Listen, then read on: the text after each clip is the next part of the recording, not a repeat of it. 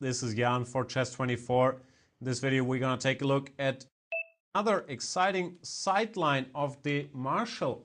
Or is it a sideline? No, I think it's the main line of the anti-Marshall. To be more precise, in the position after 7 castles. White once again does not go c3 because after c3 d5 is a very good move. Instead he plays the move a4. And this is the move where we've seen a lot of developments very recently, and one line has emerged which I was not fully aware of a couple of years back, and it seems to me like this is the main battleground of the elite nowadays. So let's have a look. Black plays the move b4. I consider b4 the best move. I don't like the move bishop b7 in this position, I never have, because now white goes d3. Here black really is not in time to play d5, white is just too active for that already. While this bishop, if you don't follow up with d5, just ends up being passive on b7 against the e4, d3 pawns. So b4 is a better move, keeping this bishop on this diagonal where it has a future after d6, bishop e6 or bishop g4. b4 weakens some squares on the queen side, but it also gains space, so it leads to very interesting strategic play more often than not. And the line that has emerged here is the move d4. They used to play the move d3, where not all that much has changed. After d6, I believe black is fine, both after knight bd2, knight a5, and after a5, bishop to e6. This is a line that shows up every now and then, but nothing much has changed. Black is in pretty good shape here. Playing queen c8, rook b8, h6, rook d8, bishop f8, d5 if needed. Black is alright. Knight bd2, knight a5, same story, nothing much has happened. Black goes c5 and should be okay. But this is an update show, and knight d4 is as update as it gets after d6, d takes e5. I've considered for a while that knight takes e5, which looks nice, is inaccurate here because white goes knight bd2 and he reaches a good position at least. I've never managed to equalize here. If you do, more power to you, but I don't like this. Most people seem to agree d takes e5 has become the absolute main move here. And they used to play the move queen takes d8, and playing this ending, which is fine for black, not much to be said here. Rook takes d8, knight d2, this bishop d6, h6 setup has proved to be extremely solid. Black is not worse at all. However, the latest fashion is not to go for the ending, but to keep queens on the board, play the move knight bd2, and this is a very serious emerging line which did not exist a while back, where black has to know exactly what it's doing. There have been some recent games with our friend Peter Svidler at the forefront of development. I have been lucky enough to get to pick his brain a bit about this. Now first of all, let's think what white wants. Basically, white wants to get in a couple moves. One of them is a5 to fix these pawns away from each other. Then he often wants to go h3 just to stop any shenanigans with bishop g4. Then he either wants to regroup this bishop, which is quite often a theme, bishop to c4 and then maybe knight to b3, or put his knight on c4. And at some point he also wants to get his queen out, normally to e2. So white moves will be h3, a5, queen e2. And then that leads us to the question, what should black do? For starters, he should activate his bishop, and that's what they do here. You can go bishop c5 now pretty safely, because normally the argument against bishop c5 is, oh, we could get pinned with bishop g5. Not happening here, so bishop c5 is an excellent move, occupying this diagonal, keeping an eye on the weak f2 spot.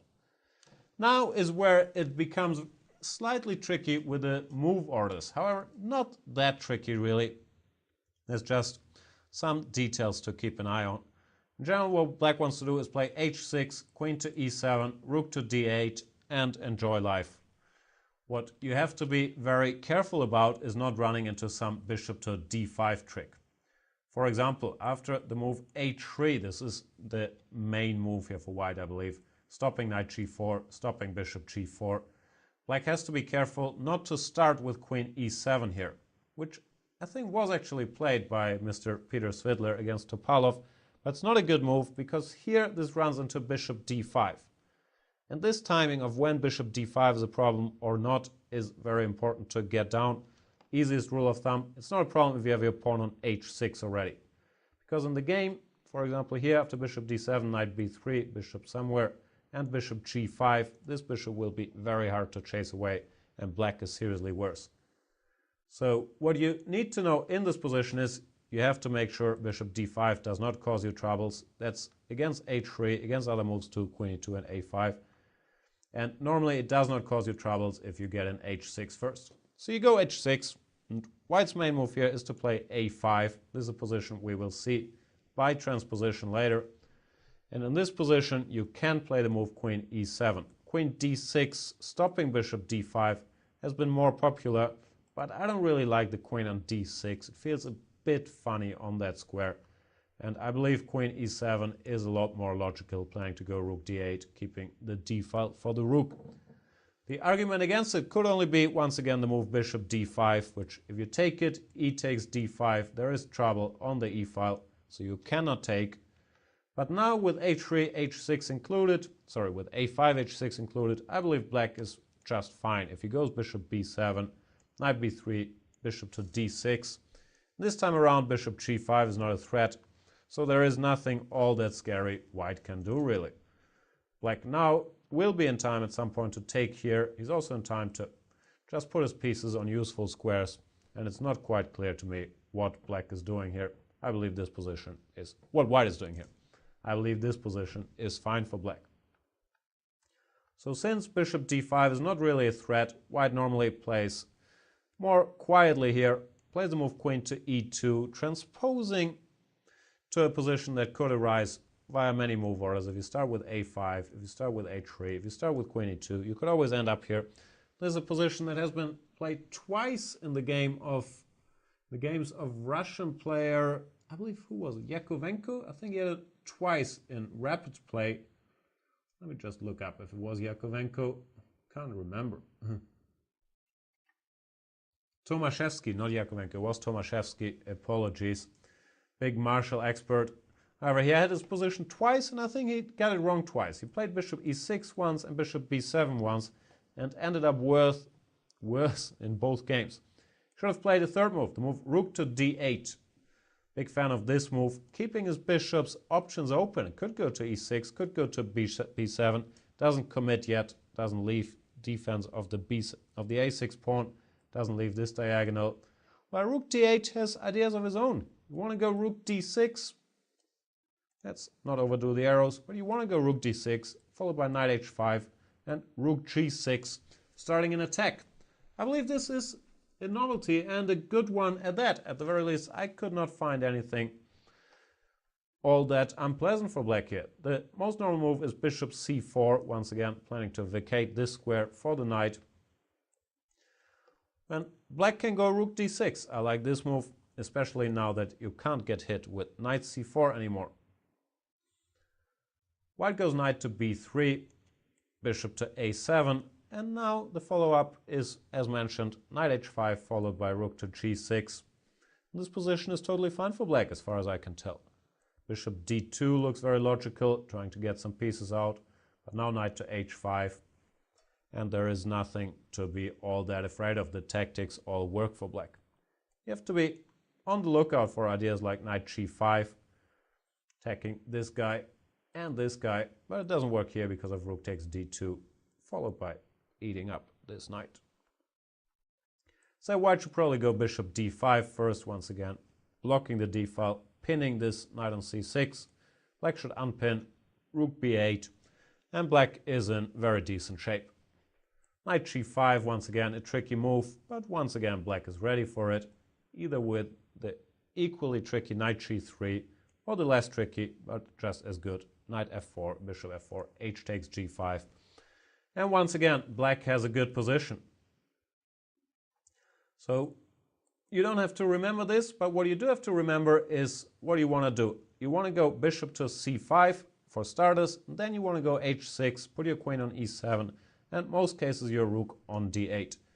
Move orders differ a bit. For example, after queen e2, what we've been looking at is h3. After queen e2, you can start with queen e7. This is an important little detail. Now bishop d5 is not that scary anymore because black can, if you choose to play queen e7, kind of force a draw here with bishop takes bishop d5, knight takes d5, e takes d, knight to d4, knight takes, bishop takes, and this more or less by force leads to an equal ending. I'll show you the line briefly, even though it's boring. Knight b3, queen d7, knight d4, e d4, queen somewhere, bishop b7, queen d4, queen d5. Queens will be exchanged and hands will be shaken. Small difference, but important, with the white queen on e2. Black theoretically can start with queen e7, and he should do so. Once again, queen e2, queen e7. All these lines are very likely to transpose into each other. Let's say h3, h6. We keep getting the same position. a5, rook d8, and so on and so forth. a5 is also an alternative move order, doesn't change much, but here, once again, you have to start with h6 because queen e7, bishop d5 now could be some trouble. You never want to allow this knight b3, bishop g5 construction. But there's nothing wrong with a5, h6. And now white doesn't have a good waiting move anymore. If he goes h3, we are in time to go queen e7, bishop d5, bishop b7, as we've seen earlier. So that's pretty much all there is to know. While my cell phone is ringing, but we almost made it through the video, so this is not gonna confuse me one bit. This is a line where I expect a lot more developments coming. It's very quiet, very positional. The computer does not say white is better, but first of all, with h3 being more or less out of business, 8 h3 instead of 8 a4, white doesn't have that many juicy anti-martial lines to choose from. And secondly, this position is very hard to understand, and it's also very hard to solve, meaning that you can't really, you can't really spacebar is means deep engine analysis by pressing the spacebar button your way to a forced draw here, as you could in the martial in many lines. Here black has to play chess, but I believe if he follows these simple rules I pointed out, play bishop c5, play h6, play queen e7, then go rook d8 if possible, he will have a equal position to start the game, which is as good as you can hope for. I hope this little update helped you a bit. I actually think this is an important theoretical line, and this idea I mentioned with queen e7 followed by rook d8 is pretty important. Thank you for watching, and best of luck playing the martial attack, which is a great opening. Cheers.